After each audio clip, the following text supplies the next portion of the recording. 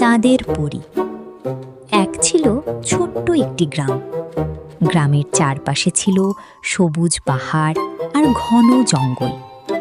গ্রামের মানুষ বিশ্বাস করত পূর্ণিমার রাতে আকাশ থেকে একটি পরী নেমে আসে। তার নাম চাঁদের পরী, কিন্তু কেউ কখনো তাকে চোখে দেখেনি। সেই গ্রামে থাকতো একটি ছোট্ট মেয়ে, নাম মায়া। মায়া ছিল খুব সাহসী এবং দয়ালু। এক রাতে ছিল পূর্ণিমা, চারদিকে চাঁদের আলো ছড়িয়ে পড়েছিল। মায়া জানালার পাশে বসে চাঁদের দিকে তাকিয়েছিল। হঠাৎ সে আকাশ থেকে একটি ঝলমলে আলোকে গ্রামের পাশের জঙ্গলের দিকে নেমে আসতে দেখল। মায়া বলল, ওটা কি? মায়া কৌতূহল নিয়ে জঙ্গলের দিকে ছুটে গেল। জঙ্গলের ভেতরে গিয়ে সে দেখল একটি বিশাল গাছের নিচে একজন সুন্দরী পরী বসে আছে। তার ডানা রূপালি আলোয় ঝলমল করছে। মায়া ধীরে ধীরে বলল, তুমি কি চাঁদের পরী? পরীটি মিষ্টি করে হাসল। চাঁদের পরী, হ্যাঁ, কিন্তু তুমি আমাকে দেখতে পাচ্ছ কিভাবে?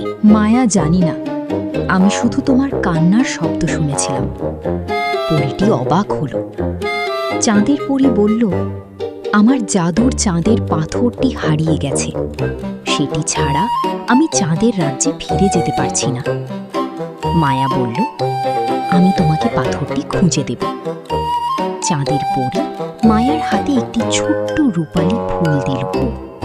এই ফুলটি যেখানে আলো দেবে, বুঝবে চাঁদের পাথর সেখানেই আছে। মায়া ফুলটি হাতে নিয়ে জঙ্গলের ভেতর হাঁটতে শুরু করল। হঠাৎ ফুলটি ঝলমল করে উঠল। মায়া দেখল সামনে একটি পুরনো গুহা। গুহার ভেতরে ঢুকতেই একটি অদ্ভুত কণ্ঠ শোনা গেল, কে এসেছে আমার গুহায়?